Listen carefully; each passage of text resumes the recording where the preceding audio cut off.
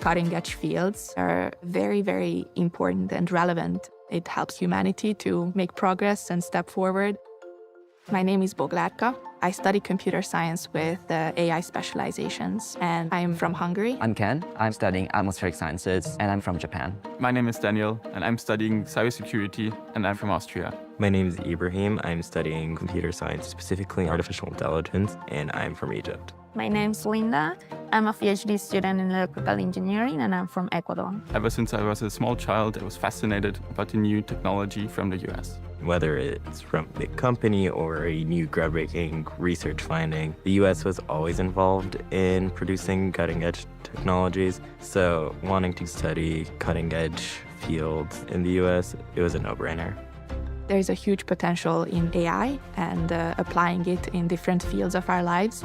I've been doing research in applying artificial intelligence, machine learning-based tools and software to aid diagnosis and personalized medicine, ultimately. Studying in the US has given me the freedom to choose what I want because of the breadth of options available. And for me personally, my care goes towards creatives and using AI to give them the best tools to achieve their vision.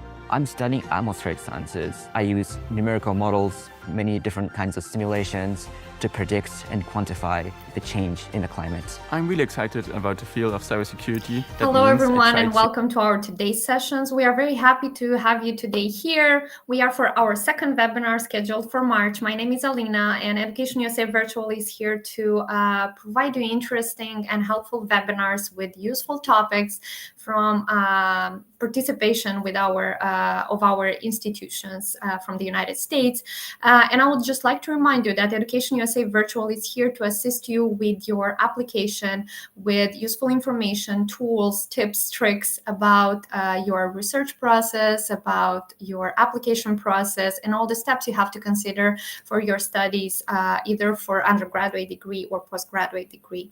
And today, as we already have mentioned, we have two awesome speakers, and we'll talk about specifically undergraduate degree and specifically about how to make your choice, because we have a bunch of students who would come to our Education USA advisor confused about the process of application. And I think it's very important for our audience just to know on what they need specifically to pay attention when they would get their offer, when they would do their research process, and what they need just to pay attention when, making that choice. So we have Daniela Baban and we have Ita Duron.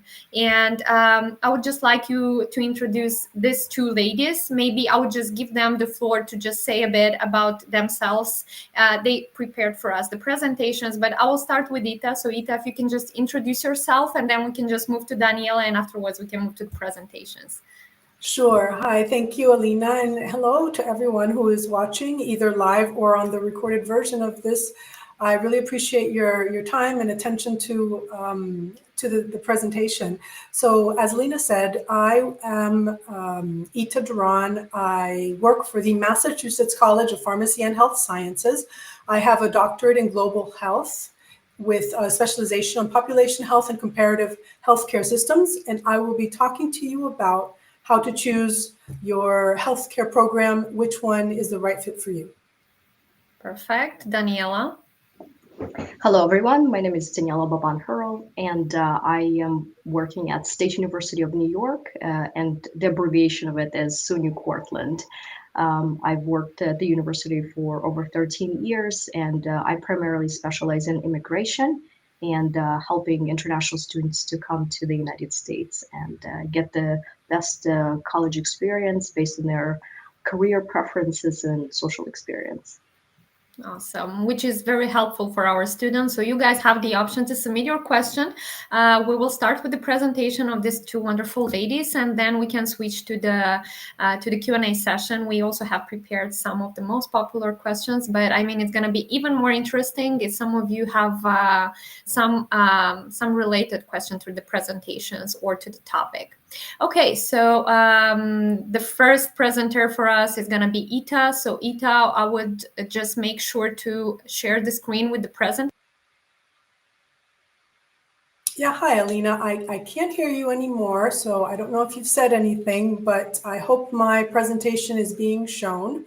I would like to, so the question you asked me to address was, how do students choose the best healthcare program for them? So you can move on to the next slide. I want to give you a different angle than you might usually hear. I want to talk to you about translational gap. When we discover something in healthcare, in research, something that's revolutionary or disruptive, or just any kind of research that comes about, it takes an average of 17 years for the findings that we've discovered to actually be implemented as standard care around the world. The reason I talk to you about that is because this difference in what is being practiced and what is being taught, this translational gap, varies around the world, and it's not necessarily correlated with either GDP or at what level a country is developed or not developed.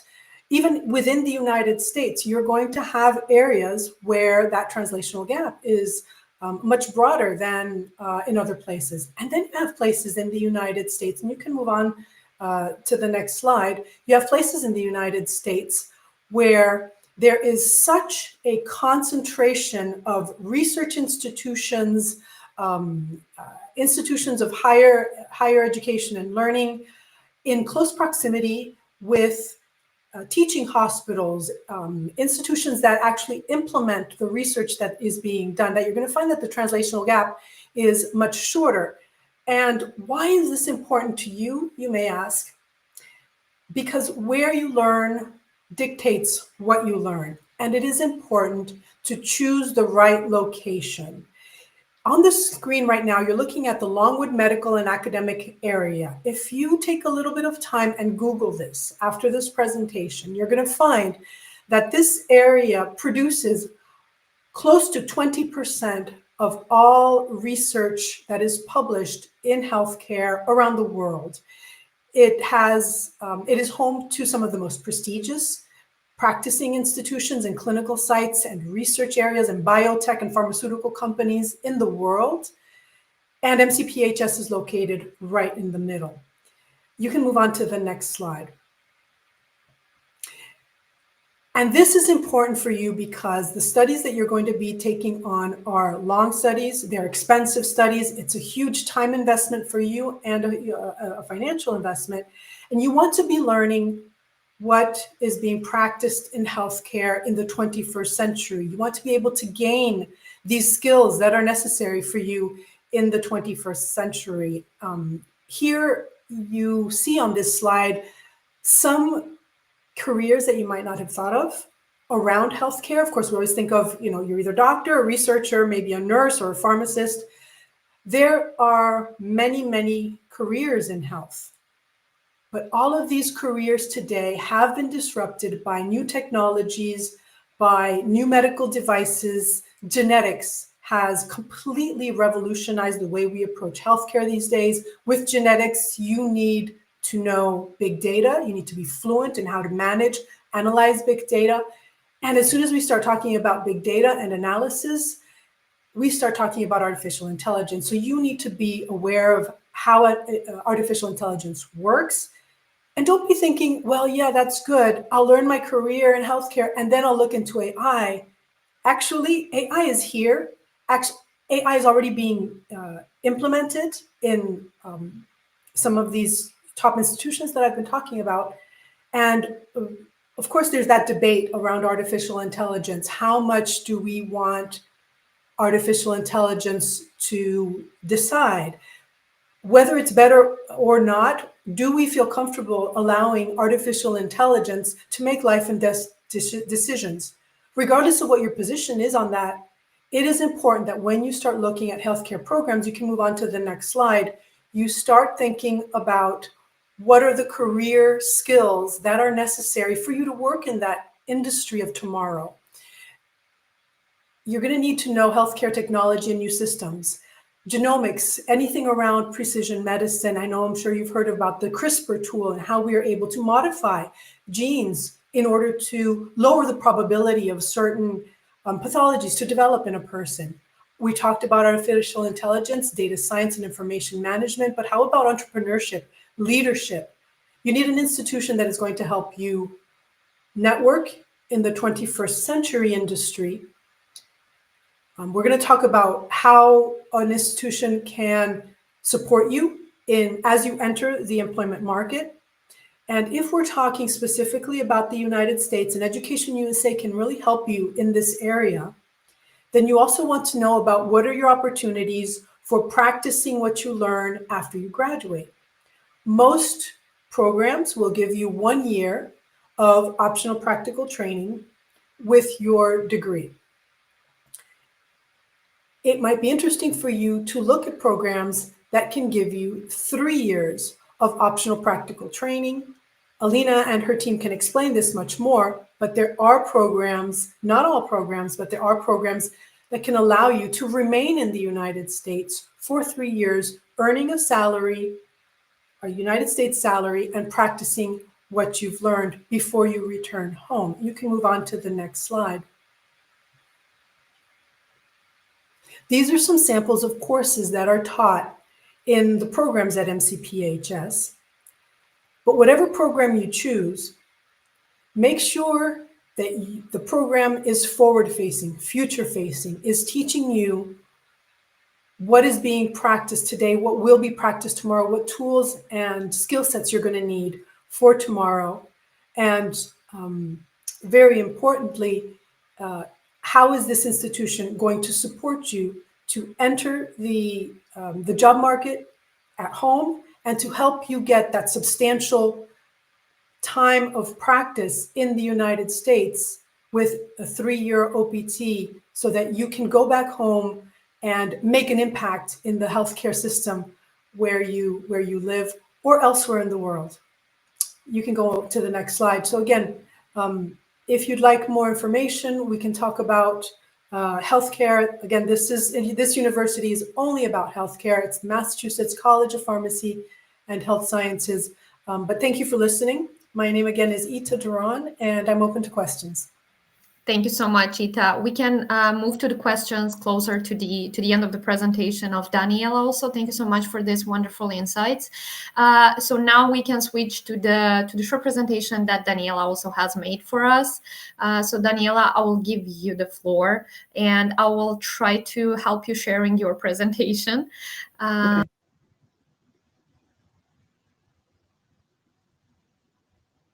Okay, great. Thank you very much. So again, my name is Daniela and I work at State University of New York. And I'll talk briefly about my institution and some of the services that we provide and how best to help you choose an undergraduate program. So for instance, our university is considered more of liberal arts university. We are a state university and we offer over 40 different programs like art, biomedical sciences, business, community health. I wrote some of them so you could read them just to make it easier. And we offer also graduate programs, but we are specifically focusing today on the undergraduate programs. Next slide, please. And so Cortland is located in central New York. You can see the red dot on the map. We're right in the middle of the state. So we are about 3.5 hours from New York City. We are in a smaller city located. We are close to Niagara Falls, Philadelphia, and about 6 hours from Boston and Washington, D.C.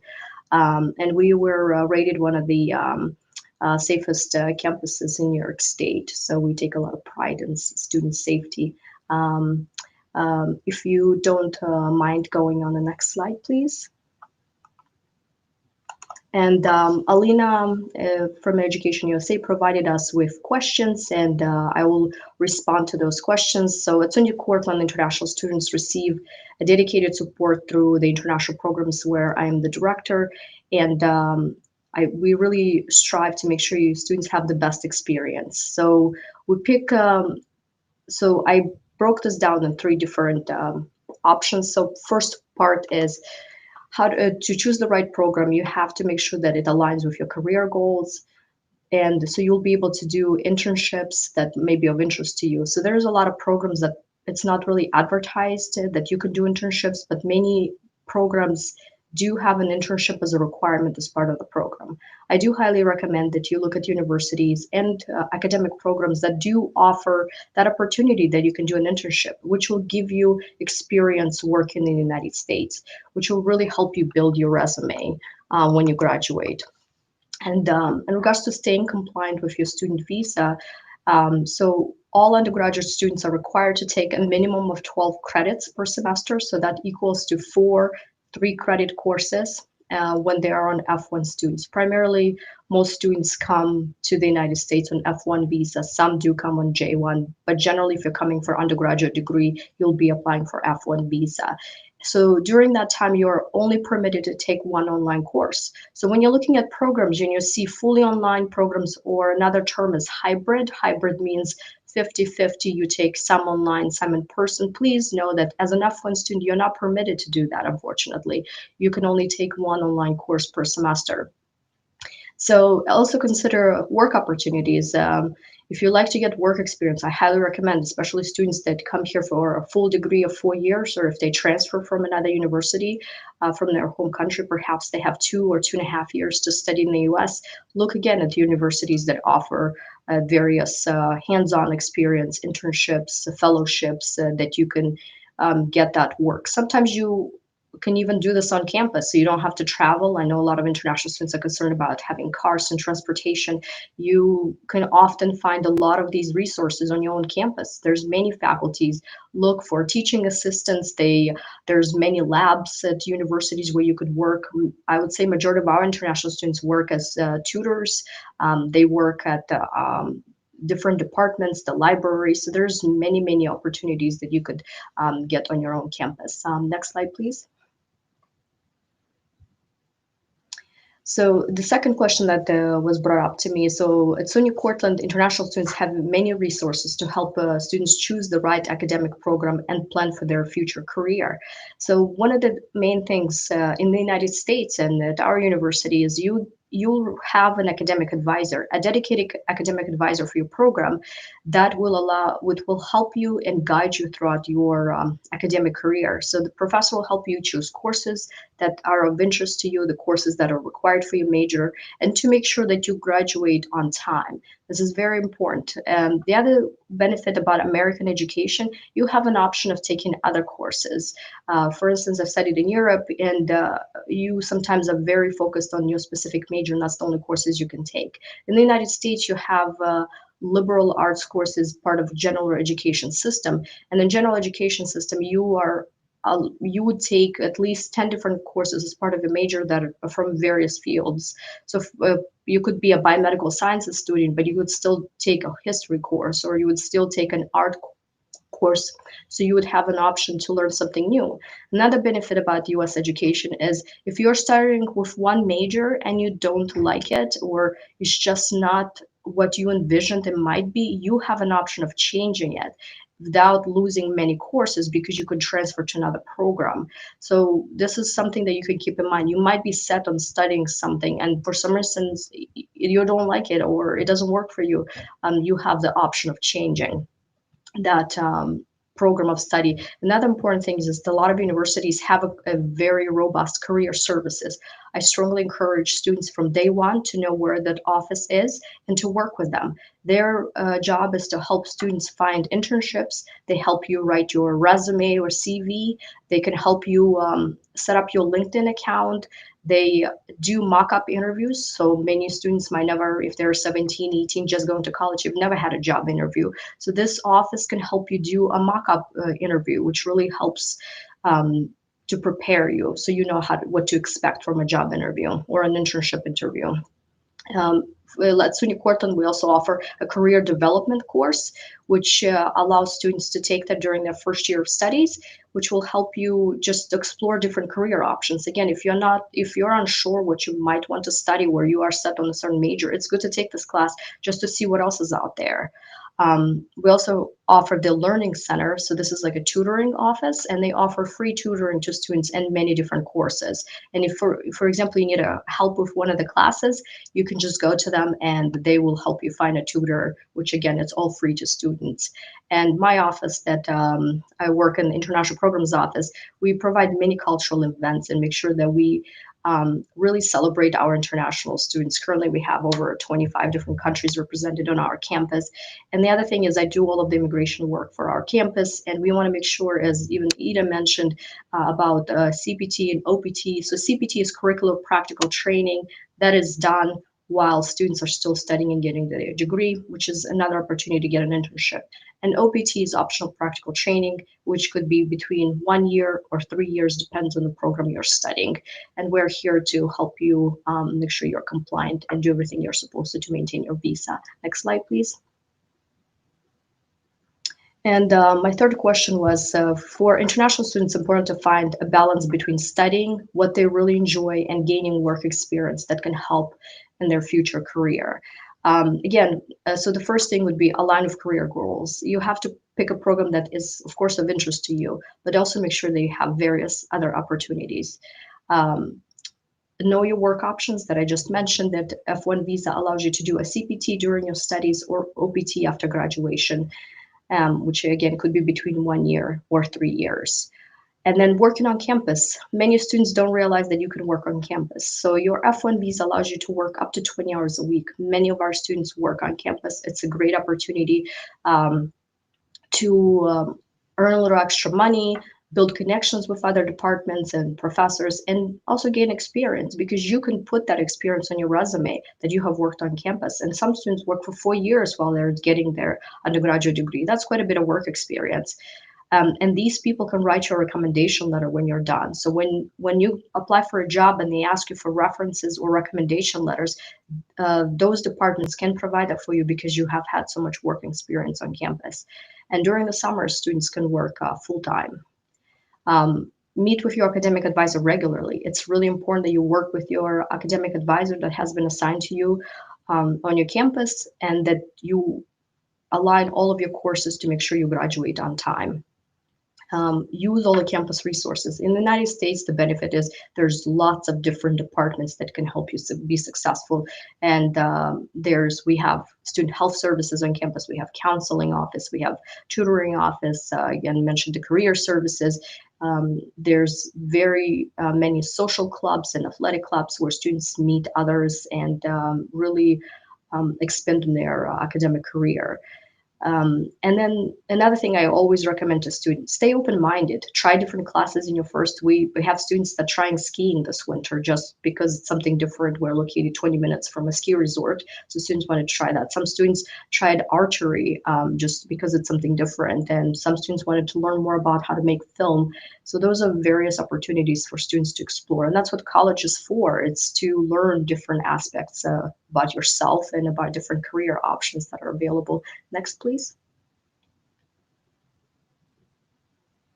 I want to thank everyone for listening to my presentation, and I'm really excited for everyone to hear and learn more about our institutions and about how to best choose their undergraduate education. I'm ready for questions as well. Perfect. Thank you so much, Daniela, and thank you so much, Ita. So I think now we get to the most interesting part. Now we get to the Q&A session, which I think is the one that our students prefer most. So in case you guys have some questions about the presentation that our speakers today have presented to you, please submit that in the chat box. You know that you have this option. Otherwise, you would also be able, in case if you're watching us as a recording, to address your question afterwards. You have access to our email addresses, and also our speakers have inserted their emails. Okay, good. So we have prepared here 3 questions for both of our speakers, for each of them. So we will start with Ita. So Ita, I think as we are today specifically talking about the undergrads, and we are talking about how to make that choice for the international students considering an undergraduate degree at your institution, what are the unique advantages of studying in a health sciences field in the US, and how your institution supports them specifically?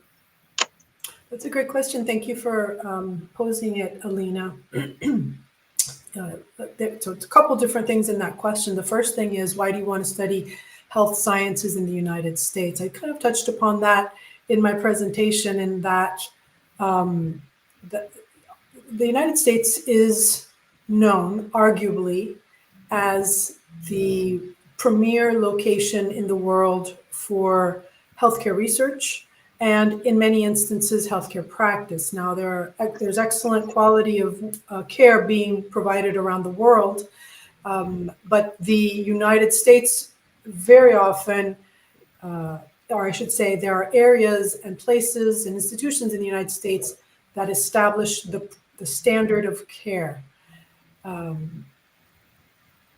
So if you are considering studying health sciences, be that medicine, be that biotech, be that life sciences, you want to be studying in an area that is going to be bringing you into the 21st century. And that is why the United States really is your first choice. And Education USA should be your first stop, because as Daniela mentioned, one of the great things about the United States education system is the liberty and the freedom that you have in choosing your path. Because you start in a career in one area, or I'm sorry, if you start your studies in one area, doesn't mean that that's where you're locked into for the rest of your academic career. You can start in one area and sort of figure out who you are, figure out what you really know about the career, and then move on from there. The question about how do we support students through the admissions process, I'd like to repeat that the Massachusetts College of Pharmacy and Health Sciences has for 200 years existed exclusively to work in the healthcare field. So my answers will always be within the healthcare field. If you are not a US citizen and you are considering health studies, there are many different parameters that are going to become either areas to address or maybe even obstacles in the way that you reach your goals. And you need to be in a place where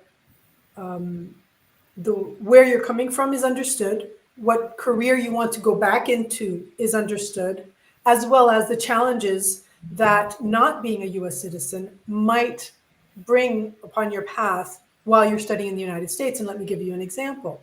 As you know, medical schools in the United States accept very, very few international students, or students who are not US citizens. That's something you need to know, and you need to know how to address it. You need to know how to have a strategy to improve your chances.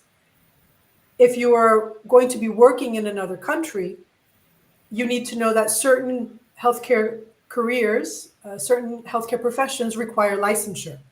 And you need to understand that being licensed in the United States in that particular profession doesn't necessarily give you the right to practice in another country. So you will need to, and these considerations vary between professions and between countries.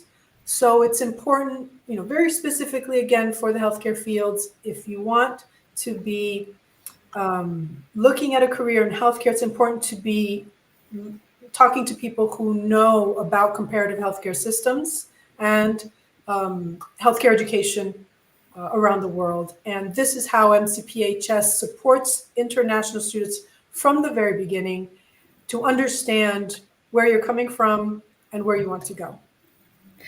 Great. Thank you so much, Ita, for this great response. I just wanted to also double check with you.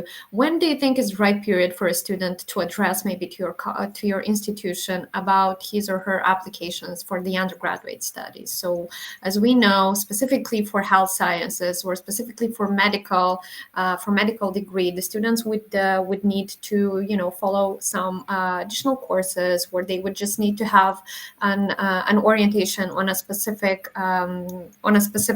subject, such as biology, such as chemistry, and how you recommend our students in what class or what year of their high school they can address to you, and the support they can get from you? When is it better to be asked? Most universities will want to look at your grades before really understanding what your potential is and what the right fit for you is. At MCPHS, we're going to be looking at your science grades. I'm sure you're not surprised about that. What we want to know is, do you love biology? How good are you at chemistry? Did you make it through physics? These kinds of questions. And we want to know how you performed in these classes for a certain amount of time. So the information that we need really accumulates around your 11th grade, right? So 1 or 2 years before you're actually applying to university is a really good time to reach out to MCPHS and talk about the career that you're interested in. And don't be surprised, we're not going to be asking you, what do you want to study? We're going to be asking you, what do you want to be after you study? Because you have to understand that there are many different ways to get to the same goal, and your particular skill set, your capacity for work, your passions, where you're coming from, all of these things might change that path to reach the same goal. And it's good to start early to talk about that. So 11th grade, again, the equivalent of 11th grade is different in different countries, but what is the American 11th grade? Towards the second half of your 11th grade is a fantastic time to just start talking to universities. If it's about healthcare, start talking to MCPHS so that we can help guide you at least to ask the right questions. Totally agree. Thank you so much. Then the next one, how your institution help international students adjusting to life in the US, both academically and culturally, as to ensure that they have the most of their undergraduate experience? You know, Alina, that question is such an important question. And I know that you, working at Education USA, you live it every day. But sometimes students and families don't actually realize, right? We're talking with students who are coming from Europe, Eastern Europe, Central. And so you think, well, you know, Western countries, we're very similar. Actually, as you know very well, but students might not realize, there are very, very big differences, not only cultural differences, of course, language also, but the third criteria you might not think of is also academic differences. The way that Americans approach teaching, for example, is very different. The expectation that the American classroom will have of students is very different than what you might be used to in a Moldavian or Kazakhstan or Bulgarian classroom. And you need to know that, because if you're not aware of that, you might not understand why you're not getting as far as you want to get. So MCPHS has created the Early Start program. It brings in all freshmen who are not from the United States, for whom this is the very first time that they study in the United States. We bring them in 1 week early, and during that week, we give them free housing and food, and we provide a program that touches upon all of these areas. It touches upon not linguistics, you need to be good in English, but it touches upon cultural aspects, academic aspects, and social aspects. How do you get to know people in the United States? How do you talk to your professors? How do I send an email? These kinds of things. And very, very importantly, where do I get help? What are the different services in the United States? Where are they? We actually go to them and meet the people who can help you later on. It's called the Early Start program. And I think that it's really important for you to look into it if you're thinking of coming to study at MCPHS. Awesome. Thank you so much. I also think that each institution would also have their advisors and their counselors when the student would get on campus, and that's also very helpful. And the students need to know that they have to whom they can reach out. And in the process of selecting the university, maybe it's also good just to know to whom you might refer when you want, more assistance, or who might be your counselor or advisor, and that will also give you a better understanding of what you need to expect when you would start your life and your studies at that specific institution. Thank you so much. What are some key factors that international students should consider when evaluating health science programs, and maybe how you used to help them in this situation? I know you've mentioned already some of the key factors in your presentation, but maybe also would be good to mention here maybe some mistakes that the students would not know that those are mistakes, or maybe some advices that can be also helpful for them when they would do that choice. Sure, thank you. Yes, I did mention them, and I don't want to repeat some of them, but I think there are really two that absolutely are worth repeating. The very first one is to work in healthcare, very often you need to go on to graduate programs. I don't think that's a surprise to anyone. And to get into these graduate programs, sometimes it is important to have a little bit of experience before you start, and it improves your application, it makes you a better person, and it helps you improve your interview exponentially because you have something to say, you have a story, you have experiences. But beyond that, to be able to stay and work in the United States for 3 years, it is also a huge return on your investment. Salaries in the United States in healthcare are oftentimes exponentially higher than what it would be in your home country. For example, our pharmacy graduates are hired before they even graduate, actually, usually at 120, 130, 140,000 US dollars per year. So if you are a non-US citizen on an F1 visa and you're hired to do your OPT as a pharmacist in a community pharmacy, that means you will be making 3 years of $140,000 to help you pay back your tuition. So my first response is it's really important to look at programs which are STEM OPT extension eligible that allow you to stay in the United States to work for 3 years, work and practice 3 years. Second element is don't corner yourself. Don't put yourself very, very early into an area where you wouldn't be able to move out of. The reason you're coming to the United States is because you want options. So give yourself options. Be in an undergraduate program that is going to allow you many different choices. At MCPHS, we have very first day you start a session called, or actually it's a semester-long course called Introduction to the Major. In that course, you meet people from various different professions who have studied what you're studying so that you are able to really get to know what the different options are as you progress in your studies. So second advice that I would give as you're working through what you want to do and what you want to study in the healthcare is try to study something that leaves all your options open. And we can help advise on that if you'd like. Thank you so much. Thank you very much, Ita, for this wonderful advices. So now we'll move to the questions that we have for Daniela. So Daniela, these questions are going to be similar to those we already have addressed to Ita. So we just want to know the perspective of the institution that you are representing, and maybe you will also give us this important advice that the student might need now. So as an international student, how can one ensure that the undergraduate program they choose aligns with both their academic goals and visa requirements, which is actually your path and your domain, let's say, and what guidance does SUNY Cortland provide in this regard to the international students?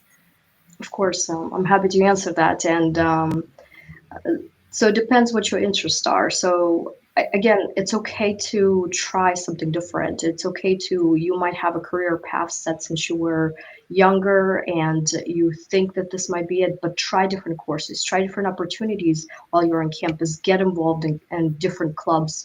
They're all free on campus, which is a great opportunity to meet other people, other students. And sometimes students take a certain path. For instance, we have a business economics major, but students want to learn more about finance, so they take a finance track, or they want to take an international studies track, so they can do international relations. It's okay, you don't have to necessarily just study that, but you can take a different track. So you can take an opportunity to take more courses, and you're still able to finish on time. If you're strategic, there's many options to finish courses on time. We offer summer classes, and many universities around the US offer that. So if you really want to speed up the process, for instance, I finished my undergraduate degree in 3 years because I was able to do this during the summer. I took online courses. So I highly recommend for you to look at all of these options, so you could try different things. When I was a student, I've tried, karate club, because I've never done this before. Why not, to learn something new?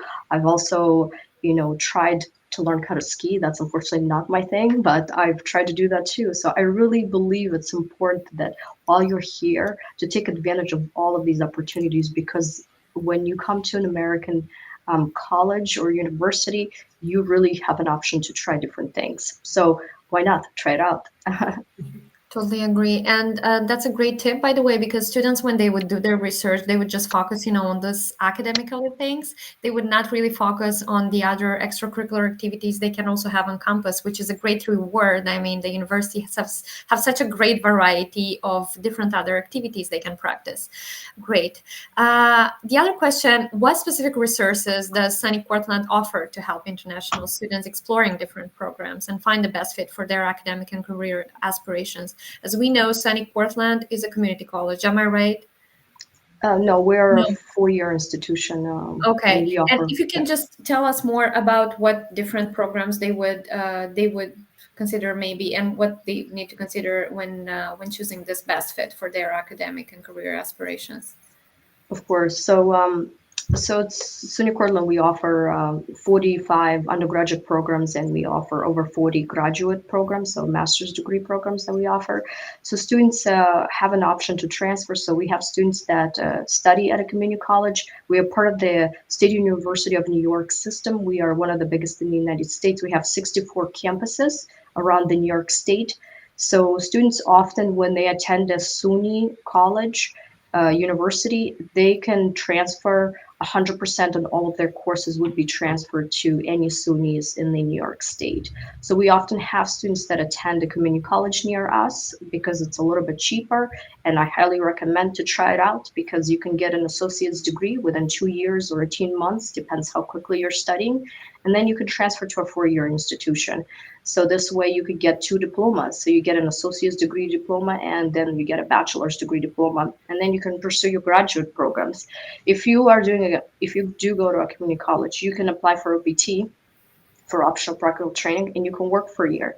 After that, you can go to another a 4-year degree like my university, and you can get another OPT, optional practical training. Again, it depends if it's a STEM program, part of science, technology, engineering, or math, then you can get a 3 years work permit, and then you can go to graduate school, and then you can get another work permit and to get work experience. So I know a lot of international students shy away from community college, but I recommend it, because even to try for a semester, it would really save you money. And you can take the same general education courses that most universities around the United States require, like history, psychology, art course. All of these courses are required to get an American degree. So why not try those out again at the community college?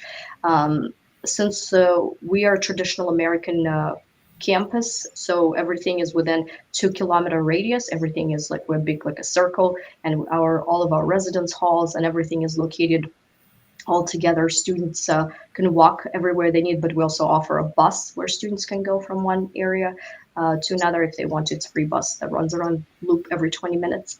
And again, there's many different courses students can take. For instance, like, we're one of the top institutions for education. So students that graduate from SUNY Cortland, they're become teachers, and all of these opportunities like observation hours and internship and student teaching is all included, and our university helps set all that up for students.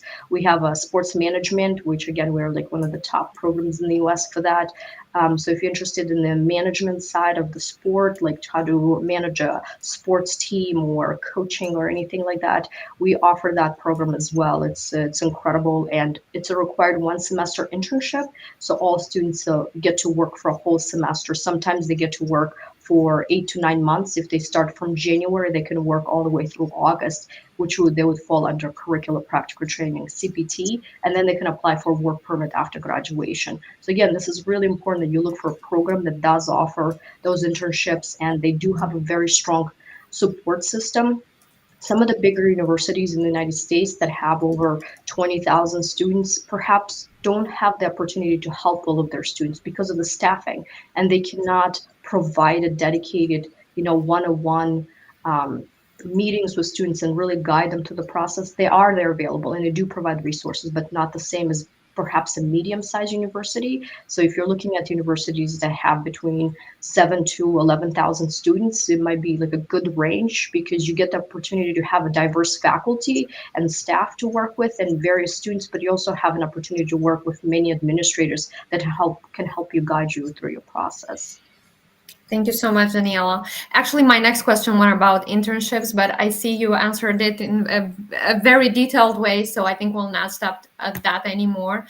I am so thankful to you both, ladies, about the presentations that you have made and about your time allowing to us today. I hope that everyone that have watched us live had the opportunity to find something new, because that's why we are trying to do, all these webinars, and we do that on different topics. So in case if you have questions afterwards to our speakers, you have their emails in the presentations. You can also reach us by our email. We can find that on our website. We also encourage you to subscribe to our social media. We have a Telegram page. We have our website, our LinkedIn page. So there you can also get some more useful tips, some more useful articles that can help you and guide you through your process of research and of applications for studies in the United States. And I'm so thankful once again. I thank you for your time today, ladies, and I wish you so many good students. Yes, I hope that the ones that have watched us and will watch us after will also benefit from this useful information that you have provided to us today. Thank you once again. Thank you. Bye, Alina, and thank you for everyone watching. Bye, Daniela.